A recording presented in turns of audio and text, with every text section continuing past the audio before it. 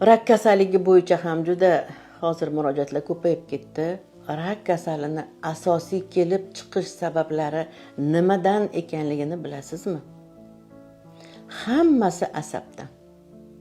G'am, tashvish, muammolarni tugamasligi, hattoki mana burungi ota-bobolarimiz eslanglar, o'tirgan paytimizda jim o'tirib taom yeylar yoki yaxshi gaplardan gapiringlar deyishgan.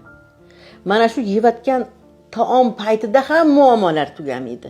Yig'lab ham ovqat yeyiladi yoki tashvishlarni gapirib, o'sha yeyotgan taom ham shu narsani hammasini o'ziga oladi. Albatta oladi. Demak, o'sha yegan taomingiz ichingizda zaharga aylandi. Bu bor narsa. Shuning uchun tavsiya berardim.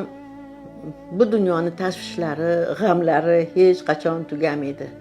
Agar sizda onkologiya bo'lsa, siz o'zingizga o'zingiz 100% emas 80% hasabi tabiiy yo'l bilan agar yordam bermoqchi bo'lsangiz, ko'nglingizga yaqin inson bilan soatlab gaplashishga vaqt toping. Shundagina siz mana shu o'zingizdagi onkologiyani 80-90% yordam bergan bo'lasiz. Unuting bu kasallikni.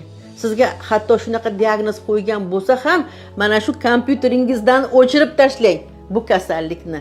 Men sog'man, men hali uzoq yashayman, men kasal emasman deb o'zingizga o'zingiz motivatsiya bering. Mana shu yeyotgan taomingiz, ichayotgan mana shu choyingiz, suvingiz ham mana shu gapirayotgan negativ yoki yaxshi so'zlaringizni hammasini o'ziga singitib oladi va sizni albatta kasal qiladi yoki shifo beradi.